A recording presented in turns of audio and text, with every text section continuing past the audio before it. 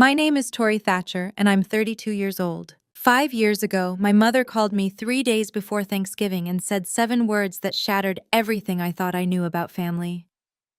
Don't come home this year. Victoria doesn't want drama.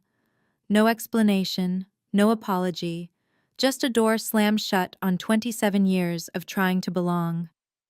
I spent that Thanksgiving alone at a restaurant in Boston, watching happy families laugh together while I fought back tears over a cold turkey dinner. I had no idea that the strangers at the next table would become the family I'd always dreamed of. I had no idea that 5 years later, they'd be introduced at my wedding as the parents of the bride, while my biological parents stood watching uninvited, realizing they'd been replaced in every way that matters. Before I tell you what happened, please take a moment to like and subscribe. But only if this story resonates with you. And let me know in the comments, where are you watching from, and what time is it there? Let me take you back to the phone call that changed everything. I remember exactly where I was standing when my phone rang. November 21st, 3 days before Thanksgiving. I was in my tiny studio apartment in Boston, surrounded by half-packed bags and the scent of the pumpkin candle I'd lit to get myself in the holiday spirit. I'd already bought my plane ticket home to Connecticut. Non-refundable, of course. Mom's name flashed on my screen. I smiled and picked up. "Hey, Mom. I was just about to—" "Tori." Her voice was flat, cold. "I need to tell you something." My stomach dropped. That tone never meant anything good. "What's wrong? Is Dad okay?" "Your father's fine." A pause. "Listen, I've been thinking, and don't come home this year." I actually laughed. I thought she was joking. "What do you mean?" "Victoria doesn't want drama. She's pregnant again, and she doesn't need the stress." I gripped the phone tighter. "Drama? What drama? I haven't even talked to Victoria in months." "Exactly." Mom's voice hardened. "And let's keep it that way. You know how you get." "How I get?" My voice cracked. "Mom, I literally just asked her last year why she didn't invite me to her baby shower. That's not drama. That's a question." "See? That's exactly what I mean. You always make everything about you." I stood there, frozen, watching the snow fall outside my window. 27 years old, and my mother was telling me I wasn't welcome at Thanksgiving because I'd once asked why I was excluded. "Mom, I already bought my ticket." "Then get a refund." Her tone left no room for negotiation. "Victoria is pregnant. She doesn't need stress. You understand." The line went dead. I understood perfectly. I'd always been the acceptable sacrifice. I wish I could say this was the first time. But as I sat on the edge of my bed, staring at my useless plane ticket, the memories came flooding back like a highlight reel of disappointment. My 16th birthday party. I'd been planning it for months, a small gathering with my 3 closest friends. Mom promised we'd have cake and go bowling. But the morning of, Victoria called crying because she'd failed her calculus final and needed emotional support. My party was canceled. We spent the day consoling my sister instead. "Don't be dramatic, Tori. Your sister needs us more right now. You can celebrate next weekend." We never did. Then there was my college graduation. I'd worked so hard for that moment. 4 years of late nights and part-time jobs and scraping by on ramen. I was the first person in my family to graduate with honors. When I walked across that stage, I looked for my parents in the crowd. Their seats were empty. They showed up 2 hours late. Victoria had a routine prenatal checkup that couldn't be rescheduled. "You understand, sweetheart. Your sister's baby is more important than a ceremony. More important than me." That's what she meant. That's what she always meant. I learned early that complaining only made things worse. Don't be so sensitive. Stop making everything about yourself. Why can't you just be happy for your sister? So I stopped complaining. I became smaller, quieter. I thought if I was agreeable enough, easy enough, invisible enough, maybe then I'd finally earn their love. I was 27 years old, sitting in a cold apartment with a worthless plane ticket, and I finally realized the truth. There was no amount of small that would ever be small enough. I called my father. I don't know what I expected. Maybe some small part of me still believed he'd stand up for me, just this once. The phone rang 4 times before he answered. "Hey, kiddo." His voice was cautious. He already knew. "Dad, did Mom tell you?" A long pause. I could hear the TV in the background, probably a football game. "She mentioned it." "And you're okay with this? You don't think maybe I should be allowed at Thanksgiving with my own family?" Another pause, longer this time. "You know how your mother is, Tori. She's just trying to keep the peace." "By excluding me?" "It's not like that." "Then what is it like, Dad? Tell me. Because from where I'm standing, it looks like you're all choosing Victoria over me." Again, silence. I could hear him breathing. I could almost see him sitting in his recliner, rubbing his forehead the way he always did when he wanted to disappear from a conversation. "Dad, do you want me there?" 5 seconds passed. 10.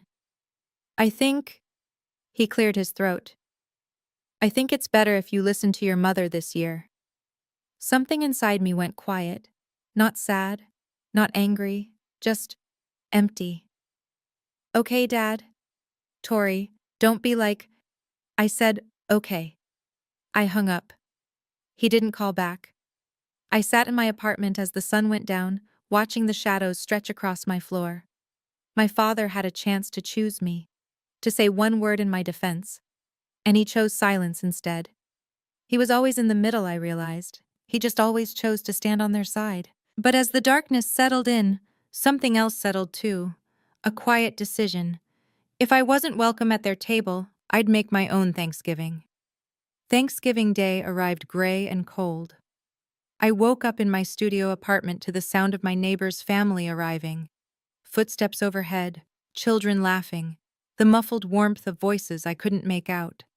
The smell of something delicious drifted through the vents. Someone was making stuffing. I made instant coffee and sat by the window, watching the snow fall on the empty street below. My phone stayed silent all morning. No calls, no texts, not even a happy Thanksgiving from anyone in my family. Around noon, I made the mistake of opening Instagram. Victoria had posted a photo. The whole family around the dining table, Mom, Dad, Victoria, her husband Brad, their 2-year-old son in a tiny turkey sweater. Everyone was smiling. The caption read, "So grateful for my family. These are the people who matter most."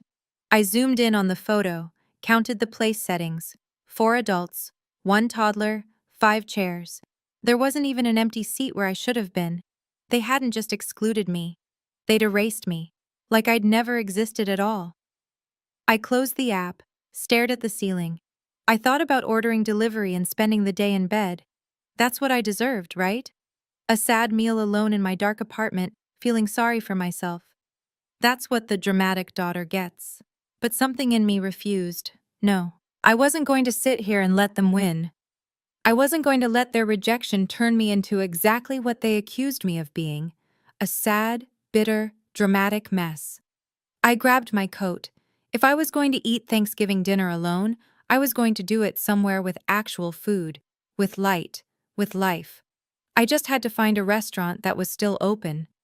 Harborview Grill was one of those old Boston institutions, dark wood, brass fixtures, the kind of place that still had cloth napkins and candles on every table. More importantly, it was one of the few restaurants in the city that stayed open on Thanksgiving. When I pushed through the door, the warmth hit me like a wave.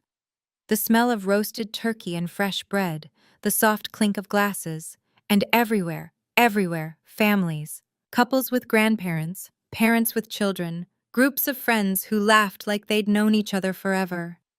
The restaurant hummed with the sound of people who belonged somewhere. The hostess looked at me with barely concealed pity. "Just one tonight?" "Just one." She led me to a tiny two-top in the corner, squeezed between the kitchen door and a large family that took up 3 tables pushed together. I could have touched their chairs if I reached out. "Your server will be right with you." I sat down, opened the menu, tried to look like this was a choice. The family next to me was celebrating hard, An older couple at the head of the table, probably in their late 60s, a middle-aged man with his wife and 2 kids, and a younger man around 30 who kept making everyone laugh. 3 generations, easy. They passed dishes back and forth without asking. They interrupted each other in the way that only people who truly love each other can. I watched them out of the corner of my eye and felt something crack open in my chest. This is what family is supposed to look like. The server arrived with a bread basket and a tight smile. The Thanksgiving special? Please. I was going to get through this dinner. I was going to be fine. I wasn't fine. My turkey arrived. Golden skin, cranberry sauce, a perfect scoop of mashed potatoes. It looked like a magazine photo. I couldn't taste any of it. I sat there pushing food around my plate, trying not to look at the family beside me, trying not to think about my own family gathered around their table in Connecticut, laughing and passing the gravy without a single thought about the daughter they'd discarded. And suddenly I understood something I'd been avoiding for 27 years. This wasn't about Thanksgiving. This wasn't about Victoria's pregnancy or Mom's need for peace. This was about a pattern so deep it had shaped my entire life. I had spent 27 years trying to earn a place at their table, bending myself into smaller and smaller shapes, swallowing my hurt, apologizing for having feelings, staying quiet when I should have spoken, speaking up only to be told I was too much. And what had it gotten me? A corner table, a meal alone, an Instagram photo with no empty chair. If I kept going like this, if I kept trying to be small enough, quiet enough, agreeable enough, what would I have left? At some point, there'd be nothing left to shrink. The tears came before I could stop them. I turned my face toward the window, hoping no one would notice. I grabbed my napkin and pressed it to my eyes, trying to be invisible, trying to disappear like I always did. Honey? I froze. A woman's voice, warm, concerned. Are you okay? I looked up. The older woman from the family next to me was standing beside my table. Silver hair, kind eyes, a face that somehow looked like it had spent a lifetime actually listening to people. She was looking at me like I mattered. I'm fine, I said automatically. Just allergies. The woman raised one eyebrow, not judging, just knowing. Allergies don't usually make people cry into their napkin on Thanksgiving. I let out a sound that was half laugh, half sob. That obvious? Only to someone who's paying attention. She had a gentle voice, but there was steel underneath, the kind of woman who'd seen things. I'm Eleanor. Tori. Well, Tori. She glanced back at her family, then at me. No one should eat alone on this day. Why don't you come join us? I shook my head immediately. Oh no, I couldn't. I don't want to intrude. You're not intruding. I'm inviting. She smiled. There's a difference. I really appreciate it, but my husband tells terrible jokes, she continued, as if I hadn't spoken. And my son Marcus keeps trying to start political debates. You might as well come suffer with us. From the big table, the older man, her husband, I assumed, waved at me. She won't take no for an answer. Trust me. 43 years, and I've never won an argument. The younger son, Marcus apparently, grinned. He's not wrong. I looked at my cold turkey, my empty table, my napkin still damp with tears. Then I looked at Eleanor Morrison and her warm eyes and her family that somehow had room for a stranger. Okay, I heard myself say. If you're sure I'm not... I'm sure. Eleanor put her hand on my shoulder. Come on. We just opened another bottle of wine, and there's way too much pie.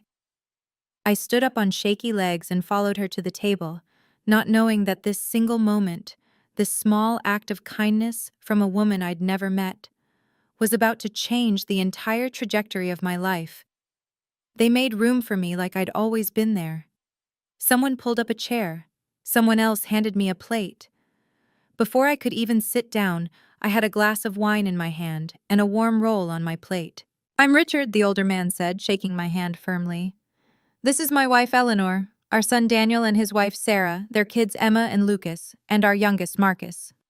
Hi. I gave an awkward little wave to the table. I'm Tori. Thank you so much for— What do you do, Tori? Daniel asked, passing me the mashed potatoes. I'm a graphic designer, freelance mostly. That's wonderful, Sarah said. I can barely draw a stick figure. Mom, stick figures are easy, Emma said. She looked about 8. Even I can do that. Everyone laughed. Not at anyone, with each other. It was such a foreign sound. Marcus caught my eye from across the table. He was around my age, maybe a little older, with dark hair and an easy smile. Fair warning, my dad's about to tell a joke. I am not, Richard protested. He is, Eleanor said. Richard grinned. Okay, fine. What did the turkey say to the computer? Dad, no, Daniel groaned. Google, Google, Google. The kids burst into giggles. Sarah rolled her eyes. Marcus shook his head. And I actually laughed. A real laugh. For the first time all day. Richard raised his wine glass. A toast to unexpected guests who make our table complete. Everyone raised their glasses, including me. I looked around at these people, strangers, all of them, until 15 minutes ago, and felt something I hadn't felt in years. Warmth, acceptance, belonging. I didn't know families could feel like this. After the main course, while the kids ran off to explore the restaurant and the men argued about football, Eleanor moved to the chair next to mine. How are you doing? She asked quietly. Really? I looked down at my plate. Better. This is really nice. Thank you. You're welcome. She took a sip of her wine. But that's not what I asked. Something about her directness made me want to be honest. I'm okay. I'm just having a hard Thanksgiving. Do you want to tell me why you're really here alone? I hesitated. The truth felt too pathetic to say out loud. My own mother told me not to come home. My sister thinks I'm drama. My father chose silence over me. But Eleanor waited, patient, no judgment in her eyes. My mom called me 3 days ago, I finally said. Told me not to come home for Thanksgiving. My sister is pregnant and she didn't want drama. Drama? That's what they call it when I ask questions they don't want to answer. Eleanor nodded slowly. I see. It's fine, I added quickly. I mean, it's not fine, but it's not fine. Eleanor's voice was gentle but firm. Can I tell you something I learned in 30 years as a family lawyer? I blinked. You're a lawyer? Retired. Family law, she smiled. I've seen every kind of family dysfunction you can imagine, and I've learned that the people who accuse you of causing drama are usually the ones creating it. They just need someone to blame. The words hit me like a physical force. You're not the problem, Tori. Eleanor put her hand over mine. You never were. I couldn't speak. I could barely breathe. Those were the words I'd needed to hear my entire life. Hey, I want to pause here for a second. If you're watching this and you've ever been blamed for causing drama just because you asked to be treated fairly, I see you. I want to know, have you ever been made the scapegoat in your family? Type your answer in the comments. And if this story is hitting close to home, please hit that like button so more people can find it. Now let me tell you what happened next. The evening wound down slowly, the way good dinners do. Pie was served, coffee was poured. The kids fell asleep on Sarah's lap, exhausted from running circles around the restaurant. When the check came, I reached for my wallet, but Richard waved me off. Please, he said, our treat. I can't let you. You can and you will. He smiled. Consider it a Thanksgiving tradition. We always buy dinner for new friends. As we gathered our coats and prepared to leave, Eleanor pressed something into my hand. A small card, cream-colored, with elegant black text. I looked down. Eleanor Morrison, J.D., Family Law, retired. Below that, a phone number and an address in Brookline. If you ever need to talk, she said, call me, I mean it. Thank you. Richard appeared beside us, shrugging on his coat. Sunday dinners, every week at our place. You're welcome any time. I shook my head. That's so kind, but I couldn't. She could, Marcus said, joining the group. And she should. Mom never says things she doesn't mean. Trust me. Eleanor squeezed my hand. Family isn't blood, Tori. It's showing up. I stood there in the restaurant lobby, holding a business card from a woman I'd met 3 hours ago, receiving an open invitation from a family I had no claim to. Outside, the snow was falling harder. Through the window I could see families hurrying to their cars, children carried on shoulders, grandparents clutching to-go containers of leftover pie. I looked back at the Morrisons, Richard helping Eleanor with her scarf, Daniel herding sleepy children, Marcus waiting by the door with an expectant look. Okay, I said. Maybe I'll stop by sometime. Eleanor smiled like she'd known I'd say yes all along. I had no idea I'd just met my future family. I didn't go to Sunday dinner the next week, or the week after that. It felt too strange, too forward, too much like I was imposing on someone else's family. But Eleanor called. Just to check in, she said, just to see how I was doing. By early December, I finally accepted the invitation. That first Sunday, I stood on the Morrisons' porch in Brookline for 5 full minutes before I worked up the courage to knock. The house was exactly what I'd imagined, a beautiful Victorian with a wraparound porch and lights in every window. It looked like the kind of place where good things happened. Eleanor opened the door before I could change my mind. There you are. She pulled me into a hug like it was the most natural thing in the world. We saved you a seat. That was the first of many Sundays. Over the next 6 months, I became a regular at the Morrison dinner table. Richard taught me to play chess, even though I lost every single game. Eleanor showed me her secret pie crust recipe, the one she swore she'd never written down. Daniel's kids started calling me Aunt Tori without anyone telling them to. And Marcus? Marcus and I became friends. Real friends.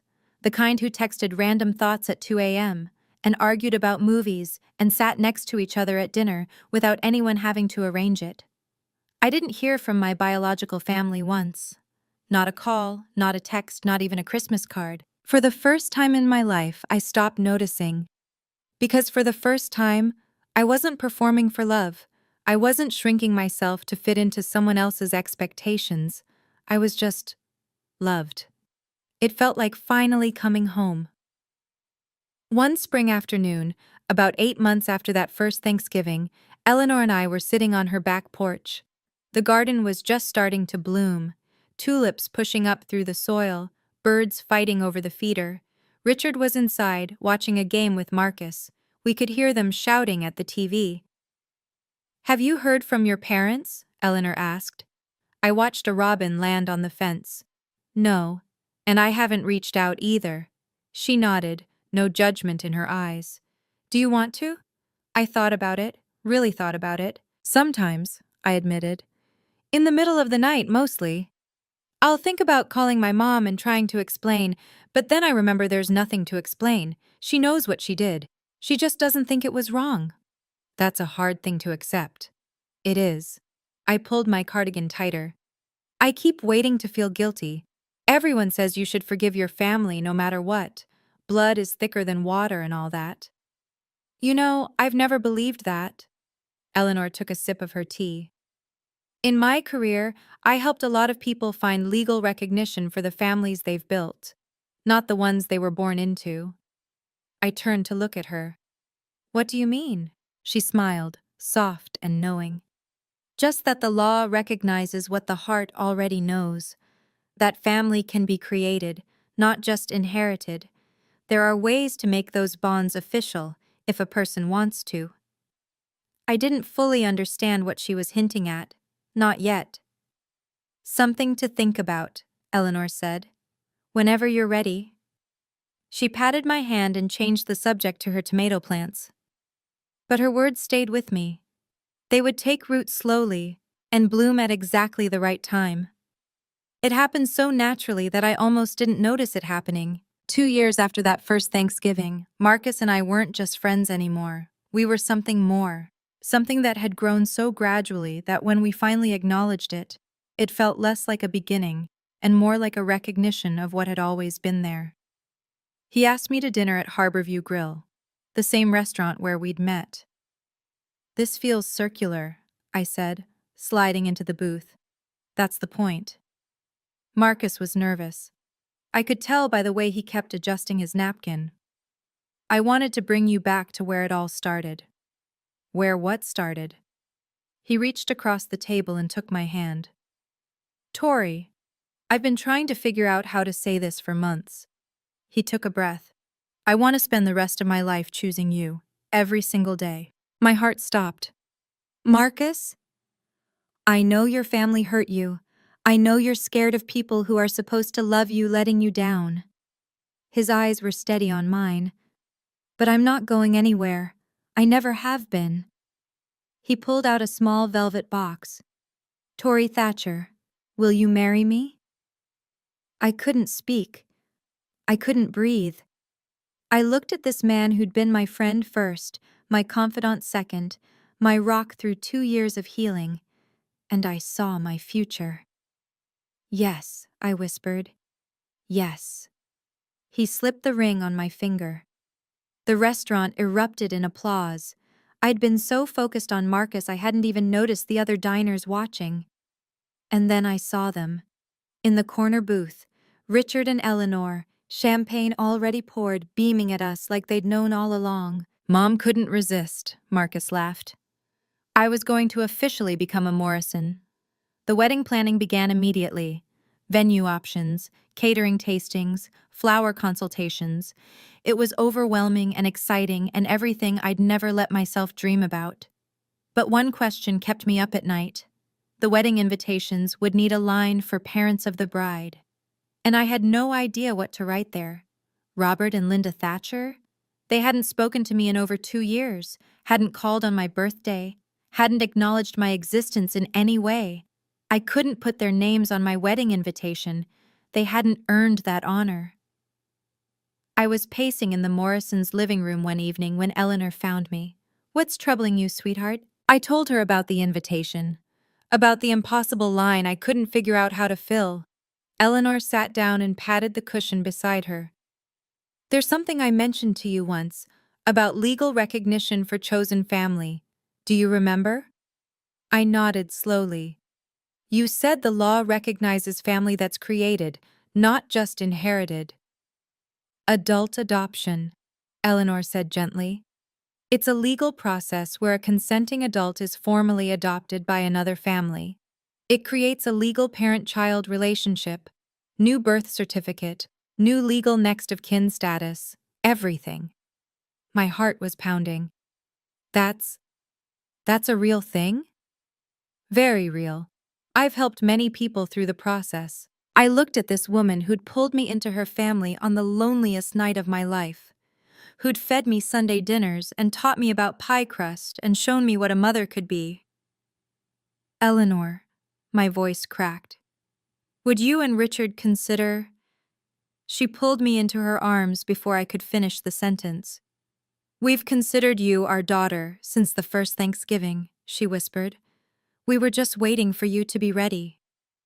The adoption process took several months: paperwork, court appearances, legal filings. But with Eleanor guiding me through every step, it felt less like bureaucracy and more like a ceremony. When the judge signed the final order, I legally became Tori Morrison. I had a new birth certificate, new legal parents, a new family, on paper and in my heart. The wedding was set for the following June. We sent out invitations with the line I'd agonized over, now proudly printed: "Parents of the bride, Richard and Eleanor Morrison." I should have known the Thatcher family would eventually find out. 3 months before the wedding, my phone buzzed with a text from Victoria, the first message from her in nearly 3 years. "Did you know Tori's getting married?" I stared at the screen, then I blocked the number. A week later, my mother called, 5 times in one day. I let every call go to voicemail. Finally, a text. "Why didn't you tell us? We're your family, call me back immediately." I read it twice, then I deleted it. 3 years of silence. 3 years of pretending I didn't exist. And now suddenly they remembered they had another daughter. I wasn't angry. I'd moved past anger long ago. I was just tired. Marcus found me staring at my phone that evening. Everything okay? My biological family found out about the wedding. Ah. He sat down beside me. What do you want to do? Nothing. I put the phone away. I don't owe them anything. Not an explanation, not an invitation, nothing. He nodded and pulled me close. Whatever you decide, I support you.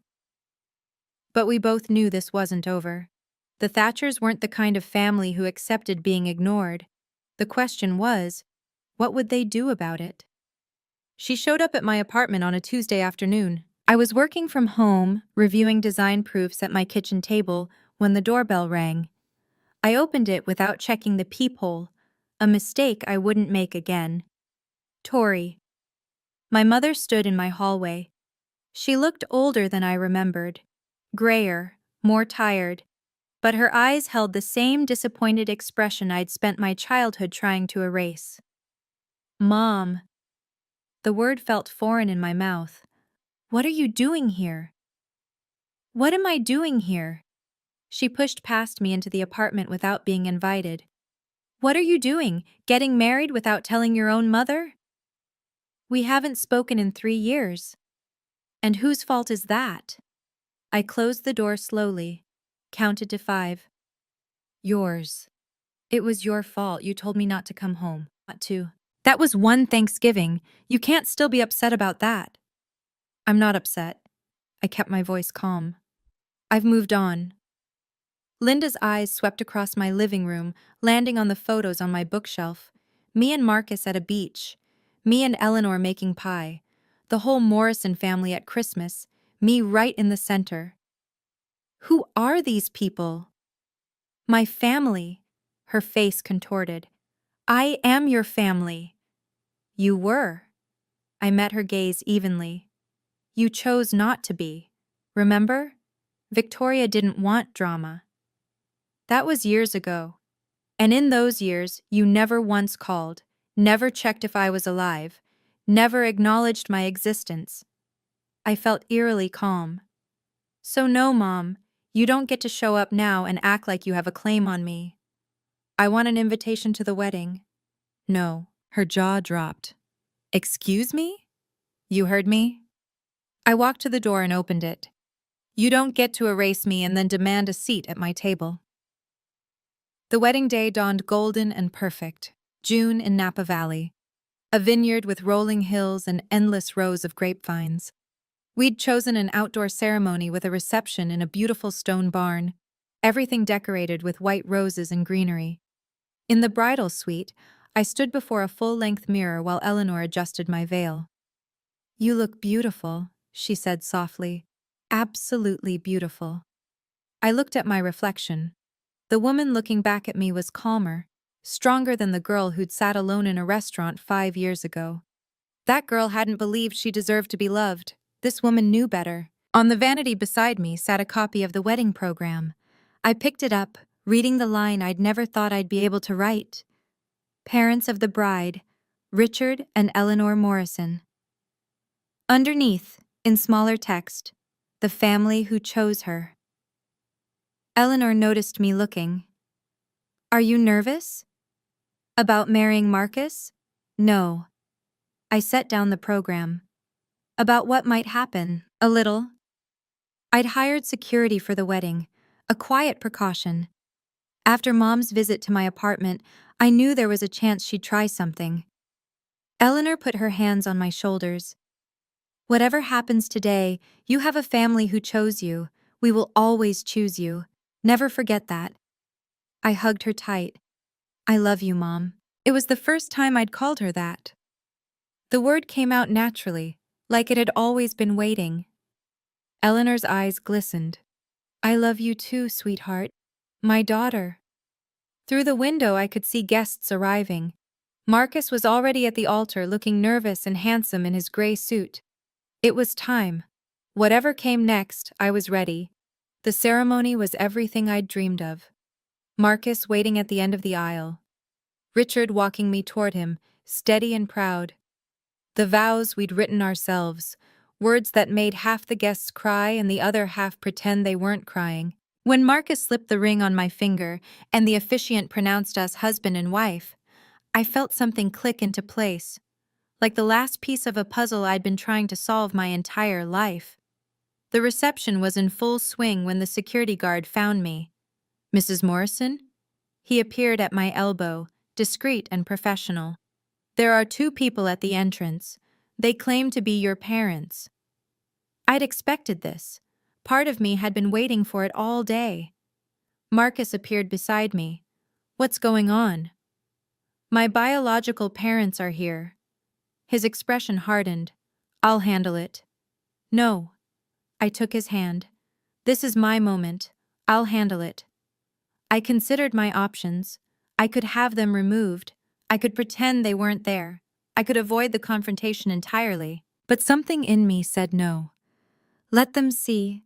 Let them see what they lost. Let them see the family who stepped up when they stepped away.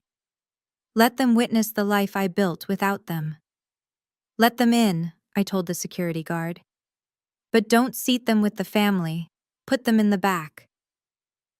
"Are you sure?" Marcus asked. "I'm sure." The guard nodded and disappeared. A few minutes later, I saw them, Linda and Robert Thatcher, standing uncertainly at the edge of the reception, looking around at the 100+ people who were celebrating their daughter's wedding. Their daughter, who they hadn't spoken to in 3 years. The MC was about to make his announcement. Perfect timing. "Okay, this is the moment. Before the big reveal, I have a question for you. If you were in my shoes, would you have let your biological parents into your wedding?" Type yes or no in the comments. I want to know what you would have done. And if you're dying to see what happens next, make sure you're subscribed with notifications on. Now let me tell you about the moment everything changed. The MC stepped up to the microphone. The music softened. "Ladies and gentlemen, if I could have your attention, please." The room quieted. Guests turned toward the front. Champagne glasses paused halfway to lips. "Before we continue the celebration, I'd like to introduce some very special people." I watched my biological parents from across the room. Linda was craning her neck, trying to see. Robert stood behind her, hands in his pockets, looking uncomfortable. They had no idea what was coming. "Please join me in welcoming the parents of the bride." Linda straightened up. I could see her preparing to acknowledge the introduction, to accept the recognition she believed was rightfully hers. "Richard and Eleanor Morrison!" The room erupted in applause. Richard and Eleanor stood from the head table, beaming, waving to the guests. People cheered. Someone whistled. The photographer snapped photos. And across the room, my mother's face went white. I watched it happen in slow motion. The confusion, the disbelief, the moment she realized what those words meant. Richard and Eleanor Morrison, the family who chose Tori and whom Tori chose in return. Linda grabbed Robert's arm. "What did he just say?" Robert looked stunned, speechless. Around them, guests clapped and smiled, completely unaware that the older couple in the back had any connection to the bride at all. To everyone else at this wedding, Richard and Eleanor Morrison were simply what they appeared to be: my parents. Linda's mouth opened and closed. No sound came out. She looked at the happy couple accepting congratulations, then at me standing with my husband, and the truth finally settled over her like a cold wave. She had been replaced. Completely. Officially. Legally. And everyone in this room knew it except her. Linda pushed through the crowd before I could stop her. She reached me just as the applause was dying down. Her face was flushed, her eyes wild. Robert trailed behind her, looking like he wanted to disappear. "What is going on?" Linda's voice was a harsh whisper. "Who are those people?" I kept my voice calm, steady. "My legal parents. I was adopted 2 years ago." "You... what?" She actually staggered back a step. "You can't just... replace us." I didn't replace you. I looked at her evenly. You abandoned me first. We never abandoned you. You told me not to come home. You chose Victoria. Every time. For 27 years. The guests nearest to us had noticed the confrontation. Conversations died. Heads turned. That's not fair, Linda started. Fair? I felt Marcus move to my side, a solid, reassuring presence. You want to talk about fair? I didn't raise my voice. I didn't need to. The truth was loud enough on its own. I spent 27 years trying to earn a place in your family. You know what I got? An Instagram photo with no empty chair. A Thanksgiving dinner alone. 3 years of silence. I'm still your mother, Linda's voice cracked. Not legally. I held up my left hand, both rings glinting in the reception lights. Not emotionally. Not anymore. Around us, the room had gone quiet. 100 pairs of eyes watched us. Linda looked around, suddenly aware of the audience. Her cheeks burned red. This is humiliating, she hissed. Then leave. My voice was soft. Final. You showed up uninvited to my wedding. You don't get to be the victim here. She stared at me like she was seeing a stranger. Maybe she was. The daughter who never fought back had finally stopped shrinking. And then, for the first time in my entire life, my father spoke up. Tori. His voice was rough, broken. I'm sorry. I turned to look at him. Really look at him. Robert Thatcher had aged more than 5 years should account for. His hair was grayer, his shoulders slumped, but his eyes were wet with tears. I'd never seen my father cry, not once in 27 years. I'm sorry, he said again. I should have done better. Something cracked inside my chest. Not healing, just recognition of an old wound. I know, Dad. I was a coward. His voice trembled. I always was. I knew how your mother treated you, how Victoria treated you, and I stood there. I let it happen. Linda grabbed his arm. Robert, what are you? He shook her off, kept his eyes on me. You were my daughter. You were my little girl, and I let them make you feel like you didn't matter. A tear rolled down his cheek. I'm so sorry. The words I'd waited 3 decades to hear. And they came too late. I know you're sorry, Dad. My voice was gentle but firm. But sorry doesn't undo the years you stood by and watched. Sorry doesn't give me back my childhood. Sorry doesn't make this okay. I know. He nodded, wiping his eyes. I know it doesn't. Eleanor appeared at my shoulder. She didn't say anything, just placed her hand on my arm. A quiet reminder that I wasn't alone. Linda stared at Eleanor with barely concealed hostility. You, she spat. You're the one who stole my daughter. Eleanor's expression didn't change. I didn't steal anything, Mrs. Thatcher. Then what do you call this? Richard Morrison stepped forward, positioning himself beside his wife. Richard Morrison wasn't a confrontational man. In the years I'd known him, I'd never once heard him raise his voice. But when he spoke now, there was a steel in his tone that silenced everyone. I think it's time for you folks to leave. Linda's jaw dropped. Who are you to tell us? I'm her father. Richard's voice carried across the quiet reception. Legally and in every way that matters. You stole our daughter! Richard shook his head. Calm. Certain. No, ma'am. We didn't steal anything. You gave her away. We just picked up what you threw out. Linda flinched like she'd been slapped. 5 years ago, Richard continued, this young woman was sitting alone in a restaurant on Thanksgiving because her own family told her she wasn't welcome. My wife invited her to our table. We fed her. We talked to her. We treated her like a human being. He stepped closer to Linda, his voice dropping. Do you know what she told us that night? She said she couldn't remember the last time she felt like she mattered to someone. 27 years old, and she couldn't remember ever feeling wanted by her own family. Linda opened her mouth. No sound came out.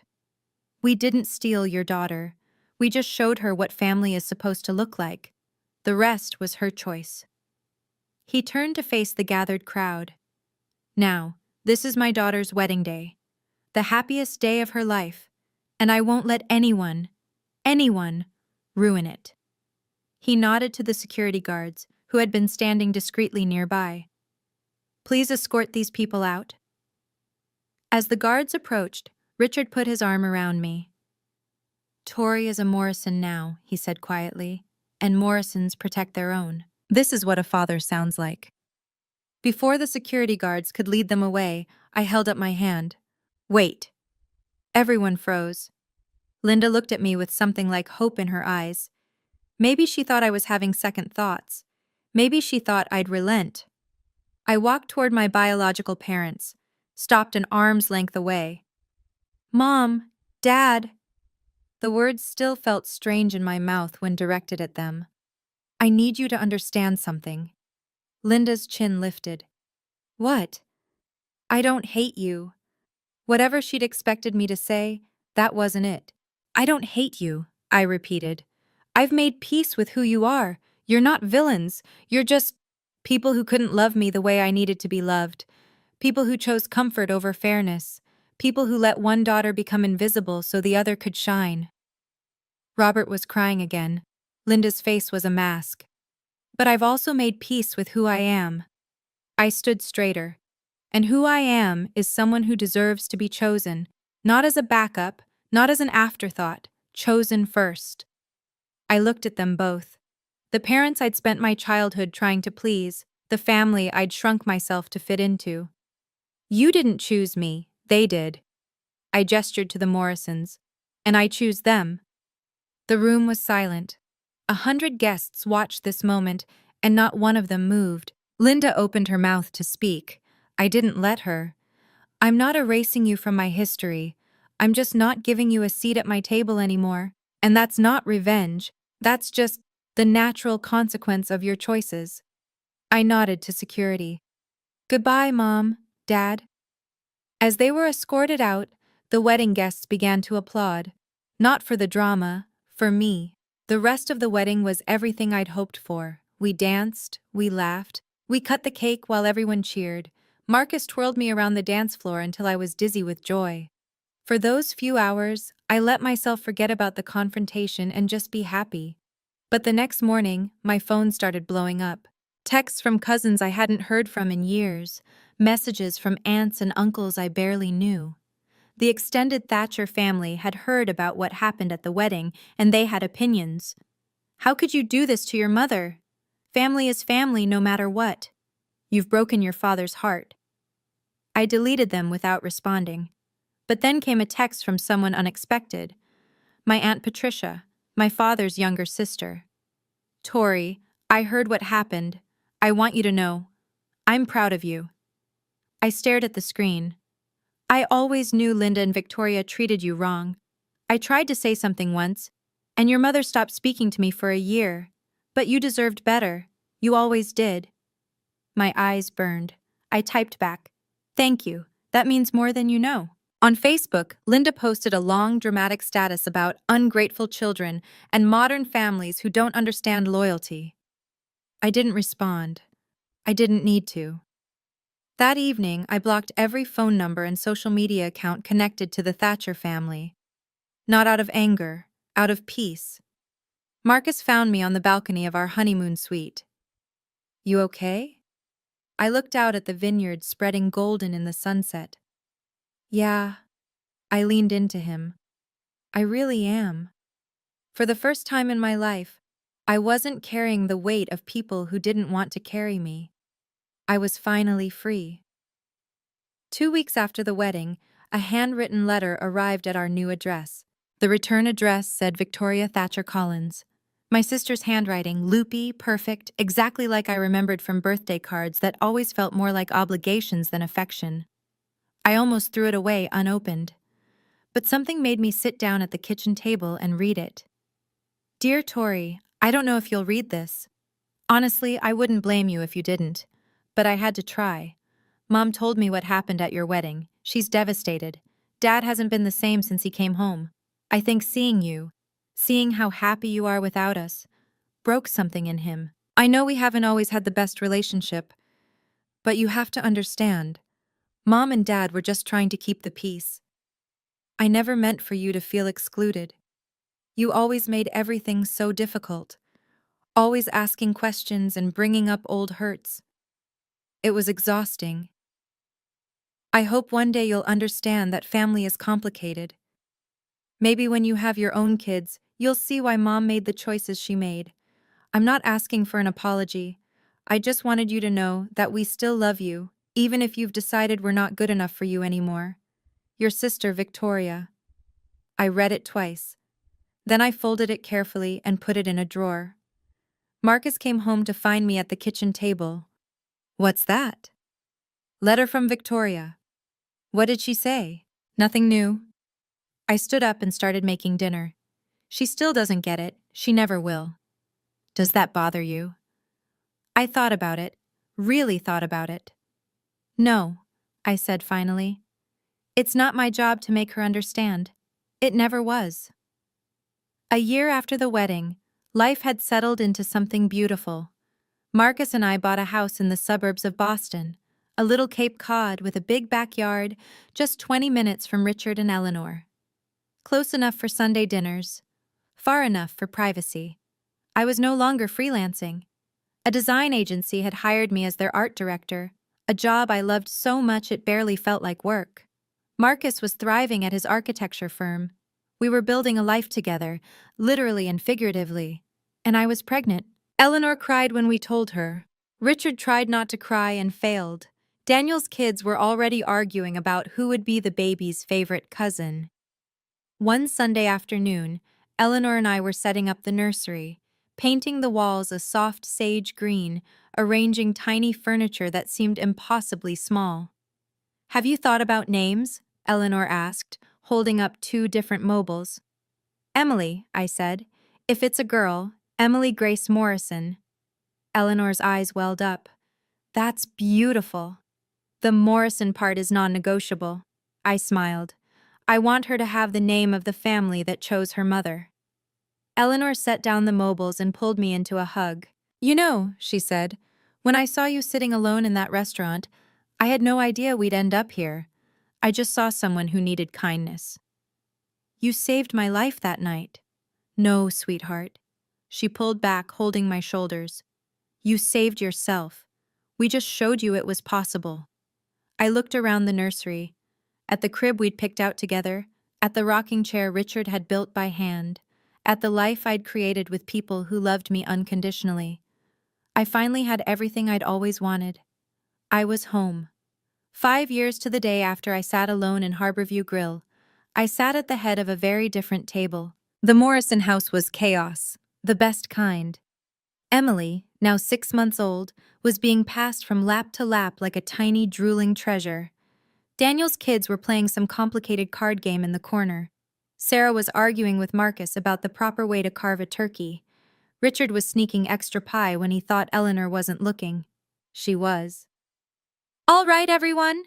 Eleanor clapped her hands. Before we eat, we need a toast. She raised her glass and looked at me. Tori, would you do the honors? I stood, Emily in my arms, and looked around the table.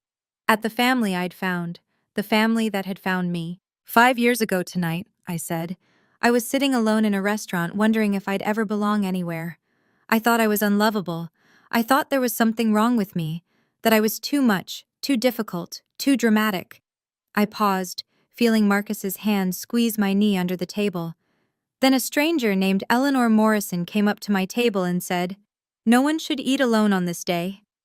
And everything changed. Richard wiped his eyes. Eleanor was already crying. So here's my toast. I raised my glass. To family. Not the one we're born into, but the one we build, the one we choose, the one that chooses us back. To family, everyone echoed. Glasses clinked. Emily gurgled. Richard finally got his extra piece of pie, and I looked around at these people, my people, and felt something I'd spent my whole childhood chasing, I belonged. Completely. Unconditionally. For the first time in my life, I was home. After dinner, Marcus and I sat on the back porch with Emily asleep between us in her carrier. The November air was cold, but we were bundled in blankets, watching the stars emerge one by one. Do you ever think about them? Marcus asked quietly. Your bio parents? I considered the question. Sometimes, I admitted. In the middle of the night, mostly. I'll wonder how they're doing, if they've changed, if they ever really understood what they lost. Do you think they have? Changed? I shook my head slowly. People rarely do, not in the ways that matter. Does that make you sad?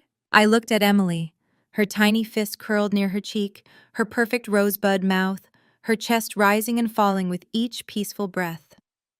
It used to, I said. But not anymore. I spent so many years being sad about a family that didn't want me. I don't have room for that anymore. My life is too full. Marcus wrapped his arm around me. What changed? I did. I leaned into him. I stopped waiting for them to love me the way I needed.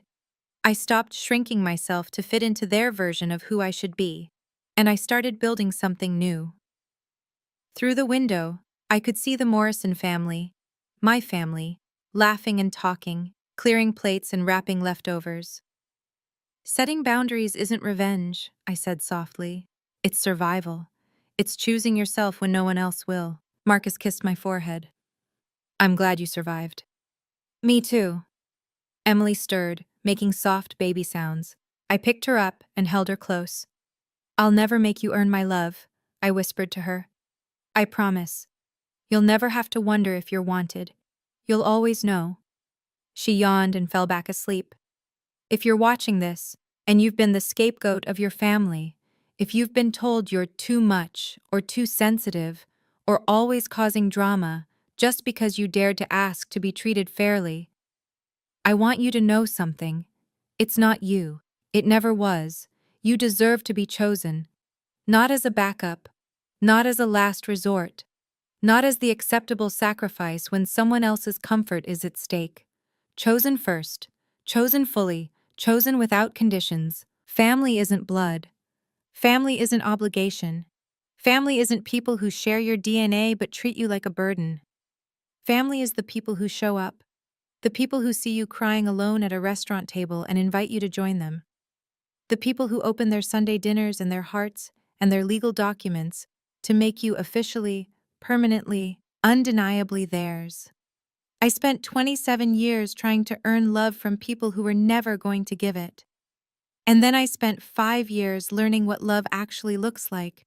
Not from the family I was born into, but from the family that chose me. If the people who are supposed to love you can't do that, if they've proven over and over again that you'll always come last, you have the right to build your own family. You have the right to walk away. You have the right to be happy. That's not revenge. That's not drama. That's just living your life without people who don't deserve a seat at your table. I found my people. And I hope, with all my heart, that you find yours too. You deserve it. Thank you so much for being here until the very end. If my story touched you in any way, please take a moment to like, subscribe, and hit that notification bell. It really helps more people find these stories. I want to hear from you. Have you ever had to set boundaries with your own family? Share your experience in the comments. I read every single one. And if you want more stories like this, check the description. I've linked some of my favorites there. Until next time, remember, you deserve to be chosen.